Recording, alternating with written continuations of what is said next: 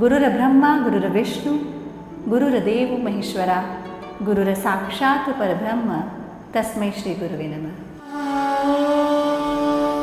नमस्ते, मेरा नाम है मनीषा गुलियानी और मैं आपका स्वागत करती हूँ सुनो कहानी के चौथे एपिसोड में।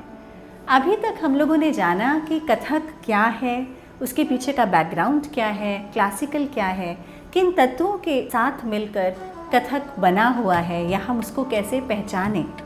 और आइए आज हम जानते हैं कि कथक को साधने वाले जो गुरु हैं वो ऐसे कौन से महान गुरु हुए हैं जिन्होंने आज के समय में कथक को हम तक पहुंचाया है और उसमें बहुत मेजर कंट्रीब्यूशन दिया है। मैं आपको बताना चाहूँगी, आज़ादी के बाद जो सबसे 3 महान गुरु हमारे बीच में हुए हैं जिन्होंने कथक को जन जन तक पहुंचाया, जो कि कथक के 3 मुख्य घराने हैं, जयपुर घराना, लखनऊ घराना और बनारस घराना से संबंध रखते हैं।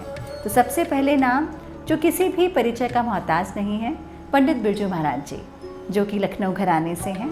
और आपने कथक को जिस तरह से प्रेजेंट किया है लोगों के समक्ष अपनी क्रिएटिविटी के ज़रिए, उससे लोगों को ऐसा लगा कि जैसे कथक उनका खुद का है। इतनी आसानी से और सहजता से आपने कथक को लोगों तक पहुंचाया है और लोगों ने उसका रसास्वादन किया है। और इस कड़ी में अगला नाम जो मैं लेना चाहूँगी वो हैं पंडित दुर्गालाल जी, जो कि जयपुर घराने से संबंध रखते थे। पंडित दुर्गालाल जी के नृत्य, उनकी तेज़ी, तैयारी, उनका ग्रेस, अपने समय में जब वो नृत्य करते थे तो जाना जाता था। आज भी कथक फ्रेटर्निटी में एक ग्रेस की बात होती है, एक आइडियल डांसर की बात होती है, तो पंडित दुर्गालाल जी का नाम सहज ही मुँह पे आ जाता है।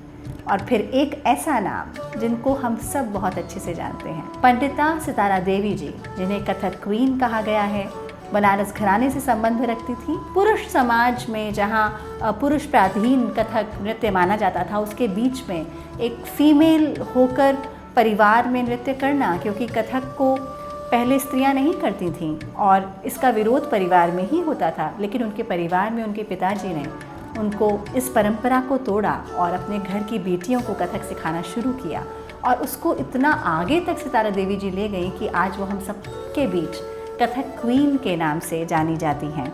ये तीनों महान गुरु हमारे बीच में नहीं हैं, लेकिन आज वर्तमान समय में जो मुख्य 3 गुरु हमारे बीच में इन तीनों घराने से सक्रिय हैं, उनका नाम मैं आपके साथ साझा करना चाहूँगी। सबसे पहले कथक गुरु पंडिता प्रेरणा श्रीमाली जी, जो कि जयपुर घराने से संबंध रखती हैं। प्रेरणा जी के नृत्य में कथक के दोनों एस्पेक्ट्स, टेक्निकल और एक्सप्रेशनल, जो हैं बहुत ही मजबूती से देखने को मिलते हैं। वो एक बहुत अच्छी विचारक के रूप में जानी जाती हैं। कथक जगत में जिस तरह से इन्होंने लिटरेचर पर कार्य किया है वो एक एग्जाम्पलरी है, मतलब जिसका उदाहरण कथक जगत में आज सब लोग देते हैं। जिस प्रकार से poetry, literature, even other art forms के साथ उन्होंने काम किया है, वो बहुत सराहनीय है और एक इंस्पिरेशन है हम सब के लिए। और अब हम बात करते हैं एक और लेजेंडरी कलाकार जो कि बहुत सीनियर हैं, लखनऊ घराने की विख्यात कथक गुरु पद्म भूषण पंडिता कुमुदनी लखिया जी। जी हाँ, उनके कार्य में वेस्टर्न डांस की जो खास शैली है, बॉडी, स्पेस और ग्रेविटी, उन्होंने जिस तरह से कथक में जोड़ा है और उसको एक नया रूप दिया है, उसको पूरे विश्व में लोगों ने सराहा है। और अब हम बात करते हैं बनारस घराने की सक्रिय सीनियर कलाकार, जिनका नाम है कथक गुरु सुश्री सुनैना हजारीलाल जी। सुनैना जी अपने भाव के लिए जानी जाती हैं और आज भी सक्रिय हैं, कथक के क्षेत्र में परफॉर्म कर रही हैं, सिखा रही हैं। बात हो रही है कथक गुरुओं की। गुरु इस शब्द को सुनते ही हमारे मन में आता है कोई सन्यासी, कोई बहुत बड़े साधक। जी हाँ, गुरु वही हैं जो हमारे मन में छिपे अंधकार को दूर करते हैं और ज्ञान रूपी प्रकाश को सामने लेकर आते हैं। और कथक नृत्य में आज भी गुरु शिष्य परंपरा का पालन होता है। हालांकि यूनिवर्सिटीज़ हैं, बहुत सारे इंस्टीट्यूशंस हैं, सेटअप्स हैं, लेकिन आज भी जब आप कथक सीखते हैं तो आप किसी गुरु के अंडर में जाते हैं और गुरु शिष्य परंपरा के तहत एक लंबे समय तक आप अपने गुरु के साथ रहते हैं, उनके सानिध्य में रहते हैं और फिर कथक में आप पारंगत होते हैं और उसको करने लगते हैं। तो इम्पॉर्टेंस है, इसीलिए गुरु इज़ वेरी इम्पॉर्टेंट।